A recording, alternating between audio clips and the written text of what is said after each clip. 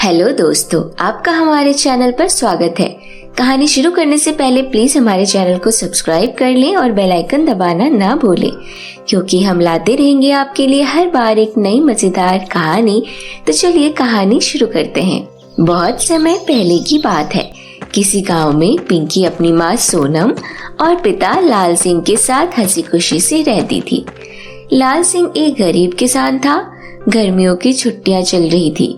पिंकी के पिताजी अपने छोटे से खेत में खेती किया करते थे। पिंकी अपने माता पिता के साथ मिलकर उनकी खेती करने में सहायता करती थी।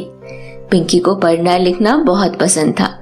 वह खाली समय में खेत के किनारे कुएं के पास बैठकर पढ़ती रहती थी और बाकी समय में अपने माता पिता की खेती में सहायता करती थी। बरसात का मौसम आने वाला था और पिंकी की स्कूल की छुट्टियां भी खत्म होने वाली थी। पिंकी, तेरे स्कूल कब से खुलने वाले हैं? स्कूल खुलने से पहले मुझे बेझिझक बता देना। तेरी स्कूल की ड्रेस भी फट गई है, मैं तुझे नई ड्रेस दिलवा दूंगा। पिताजी, अभी तो पूरे 10 दिन है पिताजी। मुझे आपकी और माँ की खेती में सहायता करने में अच्छा लगता है। वैसे पिताजी, मैं अभी कुछ दिन और अपनी वही स्कूल ड्रेस चला सकती हूँ। अभी तो वह ठीक है। पिंकी बेटी, मुझे पता है कि तुम्हारी वह ड्रेस पूरी तरह से फट चुकी है और जब तुम स्कूल जाती थी तो तुम्हारे स्कूल के बच्चे तुम्हारी ड्रेस को देखकर तुम्हें चिढ़ाते भी थे, परंतु फिर भी तुम मेरी गरीबी को देखकर मुझसे स्कूल ड्रेस नहीं मांगती हो। बेटी, सच में मुझे बहुत बुरा लगता है कि जब मेरी इकलौती बेटी मुझसे कुछ मांगती है और मैं अपनी गरीबी के कारण कुछ दिलवा नहीं सकता। पिताजी, आप मुझे सस्ती वाली स्कूल ड्रेस ही दिलवा देना। मैं वही पहनकर स्कूल पढ़ने चली जाऊंगी। पिताजी, मेरे स्कूल के जूते भी फट गए हैं। बरसात के मौसम में मेरे जूते में पानी भर जाता है। पिताजी, आप देख लेना, एक दिन मैं पढ़ लिख कर अपने ही गांव की कलेक्टर बनकर दिखाऊंगी। हाँ बेटी, मुझे तुझ पर पूरा यकीन है कि तू एक दिन पढ़ लिख कर हमारा नाम जरूर रोशन करेगी। बेटी, तू चिंता मत कर, इस बार मैं तुझे स्कूल ड्रेस और जूते जरूर दिलवाऊंगा। अपने पिताजी के मुंह से यह सब सुनकर पिंकी की आंखों में आंसू आ जाते हैं और वह अपने पिताजी को गले लगा लेती है।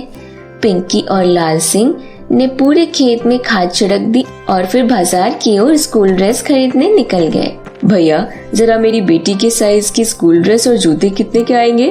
भैया, वैसे तो आपकी बेटी की साइज की ड्रेस 500 रुपए में आएगी, परंतु मैं आपके लिए 450 की लगा दूंगा। अरे भैया, यह तो बहुत महंगी है। कोई सस्ती वाली ड्रेस नहीं है क्या हम जैसे गरीबों के लिए? अच्छा, तो एक सबसे सस्ती भी है जिसकी कीमत 300 है, परंतु भैया इसमें मैं आपके लिए कोई रेट कम नहीं कर सकता। स्कूल ड्रेस के इतने ज्यादा भाव सुनकर लाल सिंह के होश उड़ जाते हैं। ठीक है भैया, आप वापस रख लीजिए, मैं फिर कभी ले जाऊंगा। लाल सिंह और पिंकी खेत की ओर निकल गए। खेत पर पहुंचकर पिंकी अपनी माँ से कहती है, माँ, मैं और पिताजी मेरे लिए स्कूल ड्रेस खरीदने गए थे, परंतु स्कूल ड्रेस की रेट सुनकर हम दोनों खाली हाथ आ गए। पता है माँ, मेरी स्कूल ड्रेस 500 में आ रही है और जूते के भाव है तो आसमान छू रहे हैं। बेटी, तू उदास मत हो, हमारी इकलौती बेटी है तू। मैं तुझे स्कूल ड्रेस जरूर दिलवाऊंगी। 500 की है तो क्या हुआ, मेरे लिए मेरी बेटी की खुशी बहुत जरूरी है। बेटी, तो चिंता मत कर, मैं और तेरे पिताजी एक दिन रात मेहनत करके पैसे कमाएंगे और फिर तेरे लिए स्कूल ड्रेस जरूर खरीदेंगे। पिंकी यह सोचकर खुश थी कि उसको नई स्कूल ड्रेस और जूते मिलेंगे, परंतु वहीं लाल सिंह परेशान था। पैसों की तंगी चल रही थी और फिर ऊपर से बरसात। ऐसे ही कुछ दिन बीत गए और फिर बरसात का मौसम शुरू हुआ। पिंकी का स्कूल भी खुल गया। पिंकी फटे पुराने जूतों में भीगते हुए स्कूल जाया करती थी। एक तरफ पिंकी के पूरे कपड़े फट रहे थे, वहीं दूसरी तरफ पिंकी का घर भी पुराना हो चुका था। पिंकी के माता पिता परेशान थे कि वह पिंकी को नई स्कूल ड्रेस और जूते कैसे दिलवाएंगे। वहीं दूसरी तरफ पिंकी स्कूल के दूसरे बच्चों के जूते देख रही थी। क्या देख रही है पिंकी? ये मेरे नए जूते हैं, पिताजी कल ही मार्केट से मेरे लिए लेकर आए हैं, और तू है कि अपनी गंदी नजर से मेरे इन जूतों को नजर लगा रही है।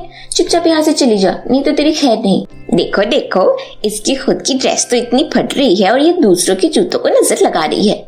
मैं तो बस देख रही थी, मेरे पिताजी भी मेरे लिए नई ड्रेस और जूते लेकर आएंगे, इसीलिए मैं देख रही थी कि कौन सा रंग अच्छा है, और फिर देखना मैं भी तुम्हारी तरह नई ड्रेस और जूते पहनकर आऊंगी।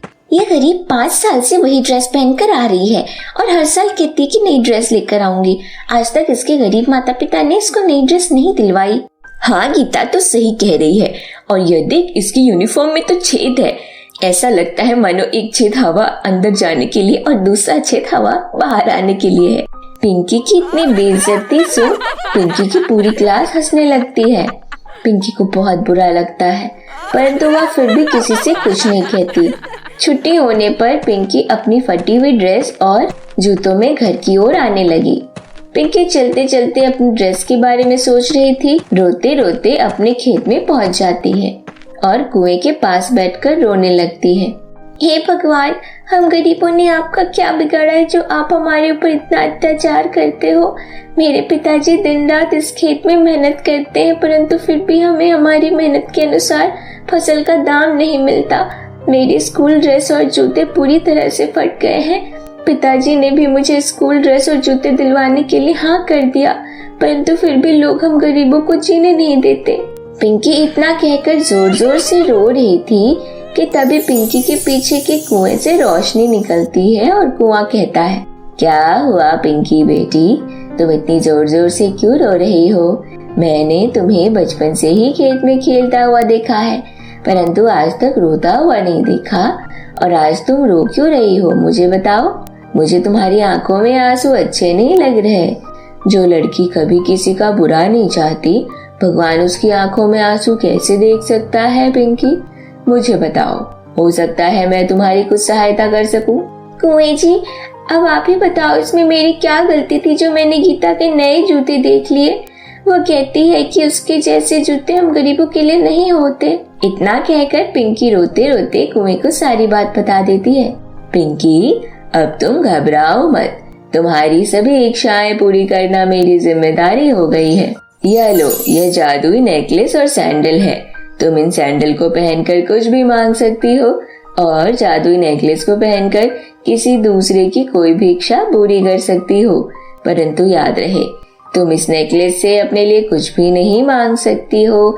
तुम जितना सच्चे दिल से दूसरों की सहायता करोगी, यह सैंडल तुम्हारी दरियादिली देखकर तुम्हें उतना ही अमीर बनाता जाएगा। इतना कहकर वहाँ कुआं फिर से साधारण कुएं में बदल गया। पिंकी ने तुरंत वह जादुई सैंडल पहन ली और उससे विश मांगी। हे जादुई सैंडल, मुझे घर पहुंचा दो। उसके बाद जादुई सैंडल पिंकी को उसके घर पहुंचा देती है। पिंकी को अचानक अपने सामने देखकर उसके माता पिता चौंक जाते हैं। उसके बाद वो सारी बात अपने माता पिता को बता देती है। यह सुनकर पिंकी के माता पिता बहुत खुश हो जाते हैं। उसके बाद पिंकी उस जादुई सैंडल से खाने के लिए अच्छा अच्छा खाना मांगती है कि तभी उसके सामने बहुत ज्यादा स्वादिष्ट खाना प्रकट हो जाता है और फिर पिंकी और उसके माता पिता फटाफट सारा खाना खा जाते हैं। उसके बाद पिंकी उस जादुई सैंडल की मदद से हंसी खुशी से रहने लग जाती है। और उस दिन के बाद पिंकी जब कभी भी किसी गरीब और बूढ़े बुजुर्ग को देखती तो उस जादुई नेकलेस की मदद से उसकी सहायता करती। कुछ दिनों बाद पिंकी ने जादुई सैंडल की मदद से अपने लिए बहुत बड़ा घर मांग लिया और उस दिन के बाद पिंकी अपने माता पिता के साथ उस घर में हंसी खुशी से रहने लगी। तो मेरे प्यारे दोस्तों, आपको कैसी लगी हमारी यह कहानी? हमें कमेंट करके जरूर बताएं। अगर आपको हमारी यह कहानी अच्छी लगी हो तो इसे अपने दोस्तों के साथ शेयर भी करें। ऐसी ही नई इंटरेस्टिंग हिंदी कहानियां देखने के लिए हमारे चैनल को सब्सक्राइब करें। तो फिर मिलती हूँ आपसे एक नई कहानी के साथ। तब तक के लिए बाय बाय दोस्तों।